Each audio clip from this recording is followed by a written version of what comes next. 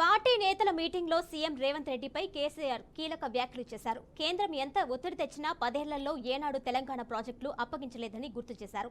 కేంద్ర జలశక్తి మంత్రి గజేంద్ర సింగ్ షెకావత్ ప్రాజెక్టులు తమకు అప్పగించాలని లేదంటే నోటిఫై చేస్తామని తను బెదిరించినట్లు తెలిపారు. కావాలి అంటే తెలంగాణలో రాష్ట్రపతి పాలన పెట్టుకో అని, తన ప్రభుత్వాన్ని రద్దు చేస్తా అని కేంద్రానికి చెప్పినట్లు కేసీఆర్ వివరించారు.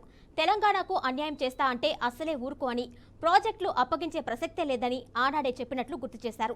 తను వ్యక్తిగతంగా తిట్టడంతో పాటు బీఆర్ఎస్ పార్టీపై కొత్త సీఎం అనుచిత వ్యాఖ్యలు చేశారని మండిపడ్డారు. తన్ను తన పార్టీని టచ్ చేసే దమ్ము రేవంత్ కు లేదని, అతని కంటే పెద్దవాడిని ఎదుర్కొన్నానని చెప్పారు. రాష్ట్రాన్ని 10 ఏళ్లు పదిలంగా కాపాడుకున్నామని, దాన్ని పరాయి వాళ్లు పాలు చేస్తున్నారని ఆరోపించారు. తెలంగాణ కోసం కేసీఆర్ ఏనాడు వెనక్కిపోడని, ఉడత బెదిరింపులకు భయపడనని స్పష్టం చేశారు.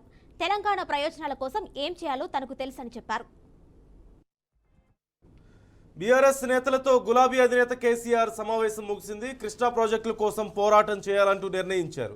ఈ నెల 13న నల్గొండలో భారీ బహిరంగ సభ నిర్వహణకు ఆదేశించారు. కృష్ణా జలాలపై తెలంగాణ హక్కుల కోసం ఎంతవరకైనా పోరాటం చేస్తానంటూ కేసీఆర్ స్పష్టం చేశారు.